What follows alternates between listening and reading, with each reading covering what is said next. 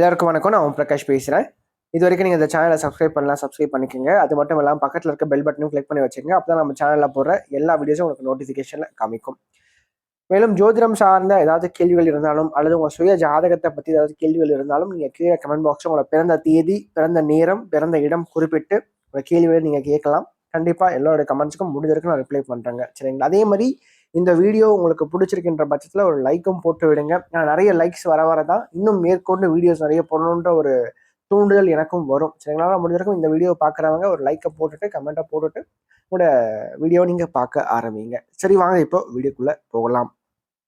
இந்த வீடியோ நம்ம என்ன பார்க்க போகிறோம் அப்படின்னா, சிம்மத்தில் பிறந்தவங்களுக்கு 2025ஆம் ஆண்டு ஏப்ரல் மாத ராசி பலன்களை பற்றி நம்ம தெளிவாக பார்க்க போகிறோங்க. இந்த ஏப்ரல் மாதம் என்ன குறிப்பாக ஸ்பெஷல் அப்படின்னு பார்க்கும்போது, சிம்மத்துக்கு 8வது வீடான மீனத்துல சனி, ராகு, சுக்கிரன், புதன், சூரியன் ஆகிய 5 கிரகங்கள் இணையறாங்க. சரிங்களா? அதே மாதிரி இந்த மாற்றிய முதல் பகுதி உங்களுக்கு கொஞ்சம் சிறப்பு குறைவு தான். ஆனா 2வது பகுதியிலிருந்து வாழ்க்கையில இழந்தவைகளை மீண்டும் பெறுகின்ற தன்மையாக மெல்ல மெல்ல மாற்றங்களை நீங்க சந்திப்பீங்க, பார்க்க போறீங்க அப்படின்னு நான் சொல்லுவேன். சரிங்களா? ஸோ அது என்ன ஏதுன்னு சொல்லிட்டு பார்க்கலாம். அதே மாதிரி குரு பயிற்சியும் பார்த்தீங்கன்னா மே மாசம் நடக்க போது. இந்த குரு பயிற்சியினுடைய ஒரு சின்ன ஹிண்ட்டையும் நான் கொடுத்துறேன் இந்த பதிவில். சரிங்களா? ஏன்னா ராகு கேது பயிற்சி, குரு பயிற்சி இரண்டுமே ஒரு சேர அது அடுத்தடுத்து 4 நாட்கள் வித்தியாசத்துல நடக்க போகுதுங்க. ஸோ அதனால கொஞ்சம் இந்த காலகட்டங்கள் எப்படிப்பட்ட தன்மைகளை கொடுக்கும், என்ன ஏது, இதனால எப்படிப்பட்ட இம்பாக்ட் கிடைக்கும்னு சொல்லிட்டு நம்ம தெளிவா பார்க்கலாம் வாங்க. சிம்மராசி அதிபதி யாருன்னு பார்த்தீங்கன்னா சூரியன். சிம்மராசி காலபுருஷனுக்கு 5வது ராசியா வருதுங்க. நட்சத்திரங்களை பொறுத்த வரைக்கும் சிம்மத்துல மகம் 4 அட்சர பாதங்களையும், பூரம் 4 அட்சர பாதங்களையும், உத்திரம் முதல் அட்சர பாதத்தையும் கொண்டுள்ள ஒரு ராசி தாங்க இந்த சிம்ம ராசி. சிம்ம ராசிக்காரங்களை பொறுத்த வரைக்கும் இந்த காலகட்டங்கள் எப்படி இருக்கு அப்படின்னு பார்க்கும்போது, முதல் பகுதியில் ராசிக்கு 8ஆம் இடத்துல 5 கிரகங்கள் இணையறாங்க. இது நல்லதா அப்படின்னு கேட்டீங்கன்னா கண்டிப்பா நல்லது இல்லைன்னு நான் சொல்லுவேன். ஏன் அப்படின்னு கேட்குறீங்கன்னா, அதாவது புதன் அப்படின்றவர் இந்த இடத்துல நம்ம கிரகங்களை பிரிக்கும் போது பார்த்தீங்கன்னா ராகுவும் சனியும் பாவ கிரகங்கள். சரிங்களா? ராகுவோட சனி சேர்றது கொஞ்சம் சிறப்பு கிடையாதுங்க. கொஞ்சம் எச்சரிக்கையான ஒரு சேர்க்கை தான் இந்த சேர்க்கை. கூட சூரியனும் சேர்றது அங்கே கெடுவாராங்க. சரிங்களா? அதே மாதிரி புதன் பாபர்களோட சேரும்போது பாபராகவும், சுபரோடு சேரும்போது சுபராகவும் மாறி பலன் கொடுக்கின்ற தன்மைகள் இந்த புதன் கிட்ட இருக்கு. அப்போ பாபர்களான சனி, ராகு, சூரியன் அவர் அரை பாபர் தான். சரிங்களா? அவர் சனியோடு சேரும்போது கெடுப்பார்.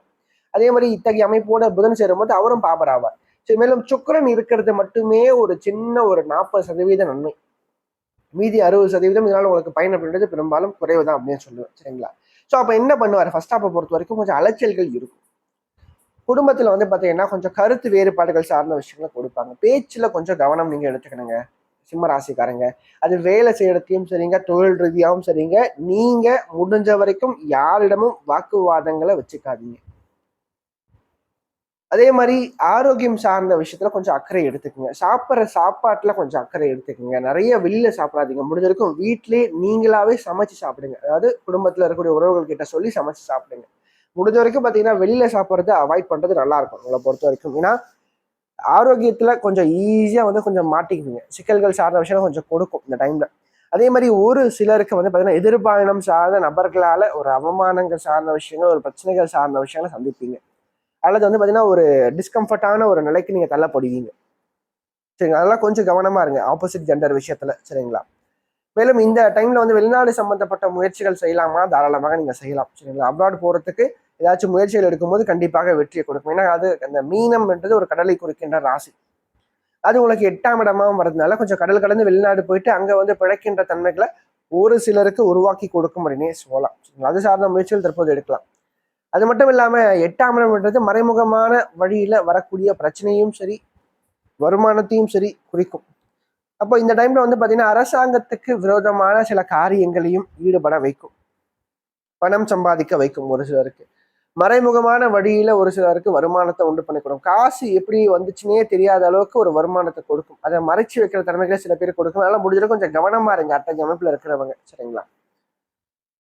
அது மட்டும் இல்லாம ராசிக்கு 10ஆம் இடத்துல குரு அமர்ந்து 2ஆம் இடத்தை பார்க்கறதுனால ஆன்மீகத்துக்கு அதிக முக்கியத்துவம் கொடுங்க. நிறைய கோயில்களுக்கு போயிட்டு வாங்க. இறை வழிபாடு அதிகமா மேற்கொள்ளுங்க. சரிங்களா? ஏன்னா அந்த மைண்டை கொஞ்சம் டிஸ்ட்ராக்ட் பண்ணிக்கோங்க. சரிங்களா? இந்த டைம்ல பாத்தீங்கன்னா ஆசைகளை அதிகமாக தூண்டும். அது வயதுக்கு ஏற்ற மாதிரியான ஆசைகளா இருக்கும். சரிங்களா? நான் சொல்றது புரியும் நினைக்கிறேன். சரிங்களா? அந்தகைய ஆசைகளால சில பிரச்சனைகளை சந்திப்பீங்க வாழ்க்கையில. சரிங்களா? அதனால கொஞ்சம் அதெல்லாம் தூக்கி போட்டுட்டு கொஞ்சம் எதுலையுமே ஒரு பற்று இல்லாம ஓரளவுக்கு கொஞ்சம் பொறுமையா நிதானமா எந்த ஒரு காரியத்தையும் வந்து செயலாற்ற முயற்சி பண்ணுங்க. குறிப்பா கணவன் மனைவிக்குள்ள கொஞ்சம் கருத்து வேறுபாடுகள் சார்ந்த விஷயங்கள் கண்டிப்பாக வரும்.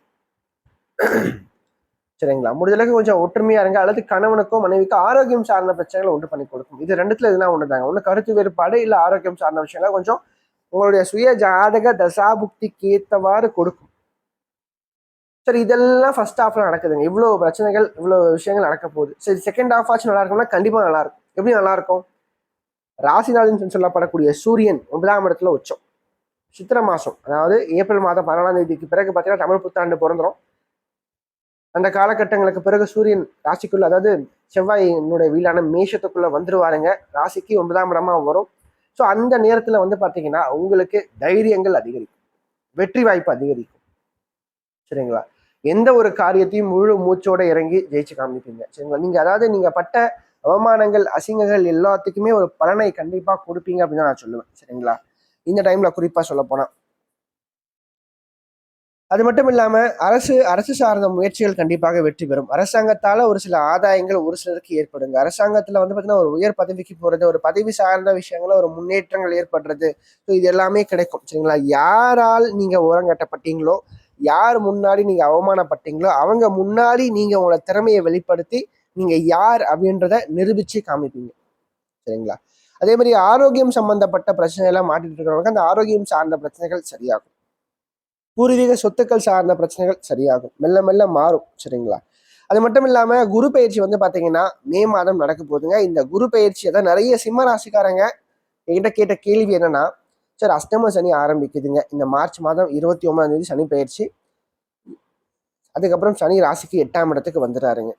இந்த அஷ்டம சனியோட வாழ்க்கையில கஷ்டங்களை கொடுக்குமா, போராட்டங்களை கொடுக்குமா, நான் வாழ்க்கையில ரொம்ப கஷ்டப்பட போறேன்னா, குடும்ப வாழ்க்கையில கஷ்டமா இருக்குமான்னு சொல்லி நிறைய பேர் நிறைய விதமான கேள்விகளை கேட்டீங்க, வயசுக்கு ஏற்றமான கேள்விகளை கேட்டீங்க. சரிங்களா?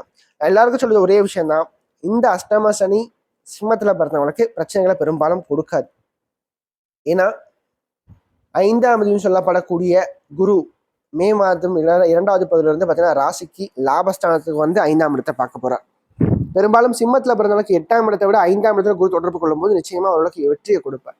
சனி என்ன பண்ணும்? அஷ்டம சனி முதல்ல என்ன பண்ணும் பேசிக்க நீங்க தெரிஞ்சுக்கங்க. ஃபர்ஸ்ட் மன ரீதியாக கொஞ்சம் பிரச்சனையை கொடுக்கும், மனசுல குழப்பத்தை கொடுக்கும், எண்ணங்கள் தெளிவாக இருக்காது, குழப்பிக்கிட்டே இருப்பீங்க. சரிங்களா? ஒரு ஸ்திரமான தெளிவான நிலையில இருக்க மாட்டீங்க. அப்போ அது என்ன, அது நம்ம எண்ணங்களை குறிக்கின்ற இடம் 5ஆம் இடம். அந்த இடத்த குரு பகவான் பார்க்கறதுனால இந்த சனியால் வரக்கூடிய பிரச்சனைகள் கண்டிப்பாக பாதி குறைஞ்சிரும். 2வது 7ஆம் இடமான கலத்தர ஸ்தானத்துக்கு ராகு வந்து அந்த ராகுவை குரு பகவான் பார்க்கறது சிறப்பு. அப்போ திருமண வாழ்க்கையும் நல்லா இருக்கும். என்ன ஒண்ணு, இந்த சிம்மராசிக்காரங்க அஷ்டம சனியில தெரிஞ்சுக்க வேண்டிய ஒரே விஷயம் பேச்சு தான். சனி 8ல இருந்து 2 பார்ப்பார். பேச்சை மட்டும் குறைச்சிக்கிட்டீங்கன்னா வாழ்க்கை சிறப்பா இருக்கும். அதே மாதிரி ஆன்மீகத்துக்கு அதிக முக்கியத்துவம் கொடுங்க, நிறைய கோயில்களுக்கு போயிட்டு வாங்க, நிறைய ஆலய வழிபாடு அதிகமா மேற்கொள்ளுங்க, குடும்பத்தோட போயிட்டு வாங்க, அதுதான் சிறப்பு. சரிங்களா? அதே மாதிரி வேலை ரீதியாக தொழில் ரீதியாக வந்து பாத்தீங்கன்னா முடிஞ்ச வரைக்கும் அந்த இடங்கள்ல கொஞ்சம் கோவம் வந்தா கூட அந்த கோவத்தை வெளி காமிச்சுக்காதீங்க, கோவத்தை குறைச்சிக்குங்க. சரிங்களா? டக்குன்னு நிறைய இடங்கள்ல வார்த்தையை விடுவீங்க. இந்த 2.5 வருஷத்துல சொல்றேன். பெரும்பாலும் நிறைய இடங்கள்ல வந்து பாத்தீங்கன்னா பேசாம மௌனமா இருந்துட்டு அந்த இடத்த கடந்து போறது நல்லது. உங்களை பொறுத்த வரைக்கும் அப்படி கடந்து போயிட்டீங்கன்னாவே உங்களோட வாழ்க்கை சிறப்பா இருக்கும். ஃபர்ஸ்ட் விஷயம் இதுதாங்க. இந்த அஷ்டம சனியில நீங்க தெரிஞ்சுக்க வேண்டிய ஒரே ஒரு பாடம், அதுவும் ஃபர்ஸ்ட் விஷயம், முக்கியமான விஷயம் இதுதான். 2வது சாப்பாடு, வெளியில சாப்பிட்றத குறைச்சிக்கங்க, ஆரோக்கியத்துல கொஞ்சம் அக்கறை எடுத்துக்கங்க சிம்மராசிக்காரங்க. இது மட்டுமே அஷ்டம சனியில உங்களுக்கு தேவையான ஒண்ணு. ஏன்னா 8ஆம் இடம் மறைமுகமா வரக்கூடிய பிரச்சனைகள், ஆரோக்கியம் சம்பந்தப்பட்ட பிரச்சனை குறிக்கின்ற இடம். 2ஆம் இடம் வாக்கு, குடும்பம்.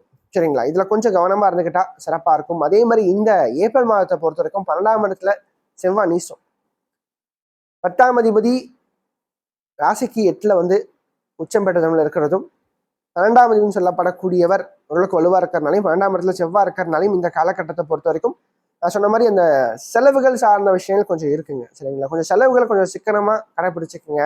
தேவையில்லாத விஷயத்துக்கு பணத்தை வந்து வீண் செலவு செய்ய வேண்டாம். அதே மாதிரி தந்தையினுடைய ஆரோக்கியத்துல கொஞ்சம் இந்த மாதத்துடைய முதல் பகுதியில் அக்கறை எடுத்துக்கிறது சிறப்பாக இருக்கும்.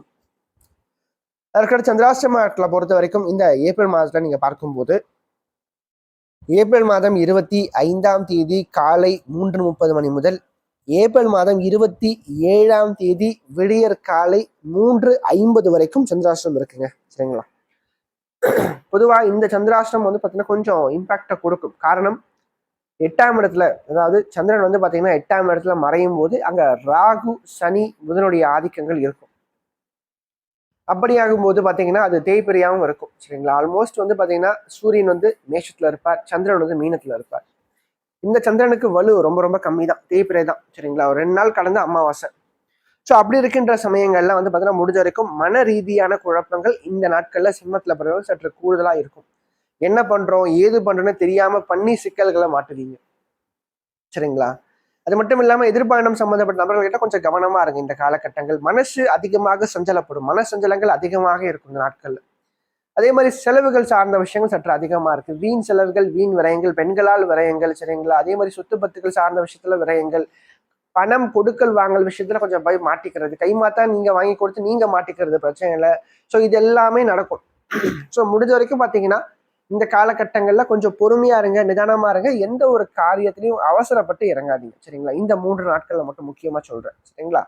மேலும் இந்த வீடியோ உங்களுக்கு பிடிச்சிருந்தா லைக் பண்ணுங்க, பிடிக்கலன்னா நீங்க தாராளமா நீங்க டிஸ்லைக்கும் பண்ணலாம். சரிங்களா? அதே மாதிரி இந்த வீடியோ பத்தின ஏதாவது கேள்விகள் எதுவாக இருந்தாலும் நீங்க கமெண்ட் பாக்ஸ்ல கமெண்ட் பண்ணலாம். அது நல்ல விஷயமா இருந்தாலும் சரி, கெட்ட விஷயமா இருந்தாலும் உங்களோட தோன்ற விஷயங்கள் நீங்க கமெண்ட் பாக்ஸ்ல கமெண்ட் பண்ணுங்க.